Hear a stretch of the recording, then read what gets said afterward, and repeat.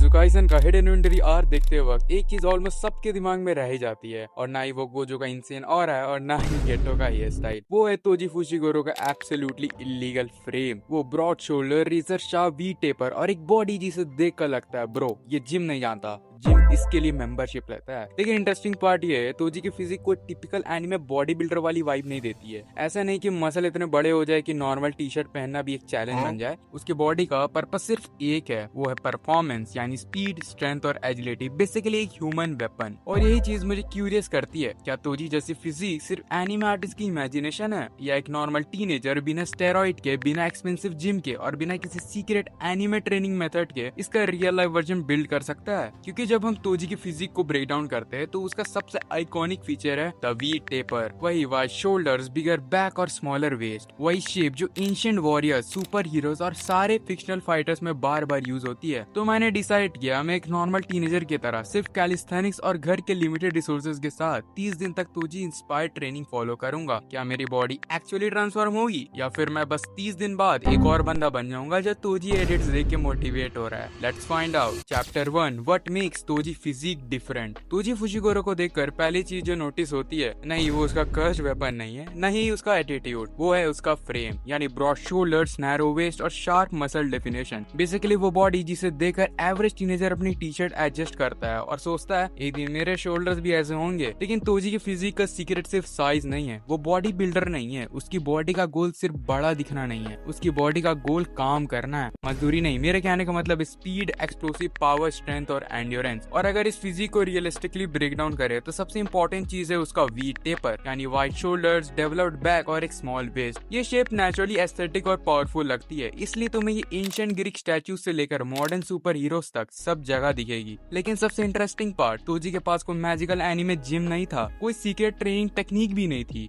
उसकी physique basic principle पर based थी, बिल्ड मसल, स्टे लीन और ट्रेन एक्सप्लोसिवली। और मैंने सोचा अगर एक नॉर्मल टीनेजर जिसके पास अनलिमिटेड मनी नहीं है, प्राइवेट जिम भी नहीं है, सिर्फ कैलिस्थेनिक्स और घर के रिसोर्सेज के साथ ट्रेन करे तो क्या वो तोजी इंस्पायर्ड फिजिक के क्लोज भी जा सकता है? इसी क्वेश्चन का आंसर ढूंढने के लिए मैंने खुद को दिए 30 days. Chapter 2, my starting point. लेकिन एक्सपेरिमेंट स्टार्ट करने से पहले एक अनकंफर्टेबल ट्रूथ एक्सेप्ट करना पड़ेगा। मैं तोजी जैसे फिजिक के आस पास भी नहीं था, और अगर मैं यहाँ फेक ट्रांसफॉर्मेशन स्टोरी बताता तो ऑनेस्टली इस वीडियो का कोई पॉइंट ही नहीं होता। मैं कोई एनिमे प्रोटैगनिस्ट नहीं था जिसके अंदर सडनली हिडन पोटेंशियल अनलॉक हो गया होगा। मैं एक नॉर्मल टीनेजर था, थोड़े पतले आर्म्स थे, एवरेज शोल्डर्स थे और एक पेट जो डिसाइड ही नहीं कर पाता था कि उसे फ्लैट रहना या थोड़ा बाहर आना है। बेसिकली स्किनी फैट, वो बॉडी टाइप जहाँ टी शर्ट पहनो तो लगता है ठीक है और टी शर्ट उतारो तो लगता है भाई सिस्टम ही एरर हो गया। मिरर के सामने खड़े होकर मैं सोचता था ये बंदा कभी तोजी जैसा एथलेटिक फ्रेम बना भी पाएगा? और सच बोलूं उस टाइम आंसर ऑब्वियस लगता था,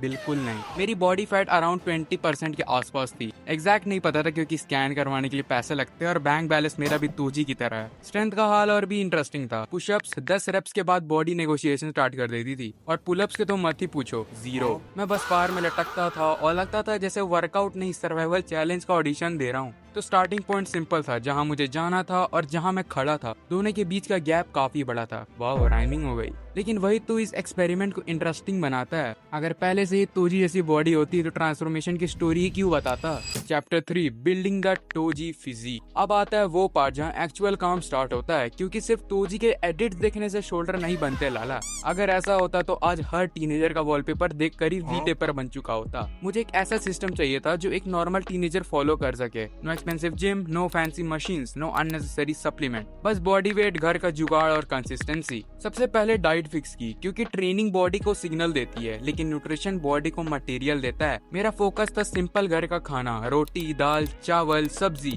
और प्रोटीन के लिए अंडे, पनीर, सोयाबीन, चिकन। गोल सिर्फ लीन होना नहीं था, मुझे एथलेटिक फ्रेम बनाना था, इसलिए कैलोरी कंट्रोल सरप्लस में रखी। ट्रेनिंग के लिए मैंने 3 मेजर एरियाज पे फोकस किया, जिसे हम लोग पुश पुल लेग का स्प्लिट भी कहते हैं। डे 1 पुश, जिसमें हम चेस्ट और शोल्डर को टारगेट करेंगे, और इस डे का हमारा गोल होने वाला है एक वाइड शोल्डर और एक डेंस चेस्ट को अचीव करना, वो भी तोजी की तरह। तो पहले एक्सरसाइज थी डिक्लाइन पुशअप्स। ये नॉर्मल पुशअप का अपग्रेडेड वर्जन है। फीट एलिवेट होने की वजह से अपर चेस्ट और शोल्डर पे ज्यादा लोड आता है। ये तुम्हें वो अपर बॉडी थिकनेस देने में हेल्प करता है। इससे तुम्हें 3 सेट 10 से 15 रेप्स करने हैं। Second, slow normal pushups. हाँ, स्लो ही करने हैं, स्पीड मत लगाने लग जाना। 3 सेकंड नीचे जाना और कंट्रोल वे में ऊपर आना, क्योंकि मसल को सिर्फ रेप्स नहीं टेंशन चाहिए। और इसके तुम्हें 3 सेट 12 से 15 रेप्स करने हैं। थर्ड एक्सरसाइज पाई पुशअप। इसके बारे में तुम्हें बताने की जरूरत नहीं, क्योंकि ये होम का शोल्डर बिल्डर है। ये मूवमेंट शोल्डर को टारगेट करता है और ओवरहेड प्रेसिंग का रिप्लेसमेंट बन जाता है। इसके तुम्हें 3 सेट 8 से 12 रेप करने हैं। Fourth bag lateral raises. ये छोटी सी एक्सरसाइज है लेकिन तूजी के वी टेपर के लिए बहुत इंपॉर्टेंट है। साइड डेल्स डेवलप होते हैं जो शोल्डर्स को वाइडर दिखाता है। और हाँ, वही स्कूल बैग जिसमें कल तक बुक्स थी अब वही तुम्हारा जिम इक्विपमेंट बन जाएगा। इसके तुम्हें 3 सेट 15 से 20 रेप्स करने हैं। And the last exercise chair या फिर बेडेड डिप। चेस्ट शोल्डर और ट्राइसेप की थिकनेस के लिए या पर बॉडी को कंप्लीट फिनिश देगा। इसके तुम्हें 3 सेट 12 से 20 रेप्स लगाने हैं। इसी के साथ तुम्हारा डे 1 कंप्लीट होता है और डे 2 में हम लोग करेंगे पुल, जिसका गोल रहेगा एक वी टेपर और एक ब्रूटल पुलिंग स्ट्रेंथ को अचीव करना। अगर शोल्डर क्राउन है तो बैक वो फाउंडेशन है जो पूरा फ्रेम चेंज करता है। First exercise pull up. ये सबसे इंपॉर्टेंट एक्सरसाइज है वाइड बैक और रियल पुलिंग स्ट्रेंथ के लिए। तो इंस्पायर्ड फिजिक के लिए प्रायोरिटी मूवमेंट होनी चाहिए। इसके तुम्हें 4 सेट मैक्स रेप्स करने हैं। हाँ सही सुना, max rep. Second wide pull up. इसमें तुम्हें पुल अप के ही पोजीशन है, बस अपने हाथों को वाइड कर देना है। ये तुम्हारे लैट्स पर हाईली फोकस करता है। ये वही मसल है जो तुम्हारी बैक को वाइडर और वेस्ट को स्मॉलर दिखाता है। इसके तुम्हें 3 सेट मैक्स रेप्स करने हैं। Third close grip pull up. इसको करने के लिए तुम्हें पुल अप्स के स्टाइल में ही बस क्लोज ग्रिप कर लेना है।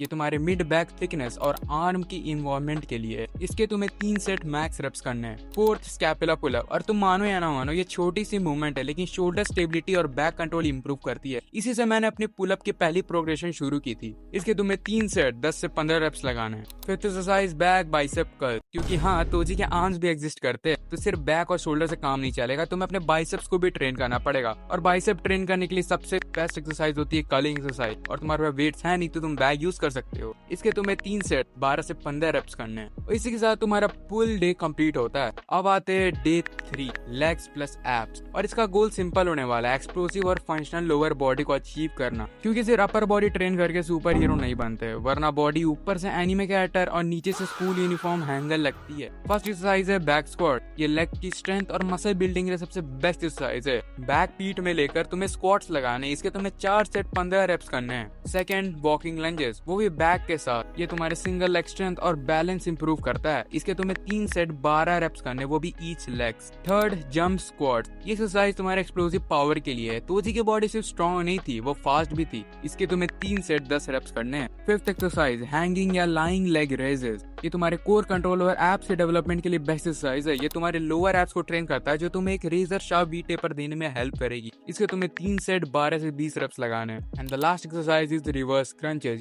ये तुम्हारे अपर एप्स को अच्छे तरीके से ट्रेन करता है जो तुम्हें वो सॉलिड एप्स पाने में हेल्प करेगा। इसके तुम्हें 3 सेट 15 से 20 रेप्स करने हैं, क्योंकि स्ट्रॉन्ग एप्स सिर्फ दिखते नहीं है, काम भी करते हैं। अब आता है सबसे important rule, progressive overload. Same workout same reps same weight हमेशा करोगे तो बॉडी अडेप्ट हो जाएगी। हर वीक कुछ ना कुछ इंप्रूव करो, जैसे रेप बढ़ाओ, सेट्स बढ़ाओ, टेम्पो स्लो करो या बैग में एक्स्ट्रा वेट ऐड कर दो। बॉडी को रीजन दो चेंज होने का। और अगर तुम्हें ये पूरा Toji inspired workout plan PDF format में चाहिए तो वो मेरे टेलीग्राम चैनल पे अवेलेबल है, लिंक डिस्क्रिप्शन में मिल जाएगा। अब देखना ये था क्या ये सिंपल होम कैलिस्थेनिक सिस्टम एक नॉर्मल टीनेजर को तोजी इंस्पायर्ड फिजिक के क्लोज भी ले जा सकता है। Chapter 4 the reality check. अब आता है वो पार्ट जहाँ मुझे ऑनेस्ट होना पड़ेगा, क्योंकि इंटरनेट पे तुमने हजारों ट्रांसफॉर्मेशन वीडियो देखी होंगे। 30 डेज में सुपर हीरो बॉडी, 7 डेज में इंसेन ग्लो अप, और फिर बंदा एंड में ऐसा लगता है नासा का पकड़ा हुआ एलियन। लेकिन रियलिटी क्या है? ट्रांसफॉर्मेशन का मिडल पार्ट बोरिंग होता है, पेनफुल होता है, फ्रस्ट्रेटिंग होता है, और वही पार्ट कोई नहीं दिखाता। पहले 2 वीक्स बॉडी को समझ आ गया था कि अब कुछ चेंज होने वाला है।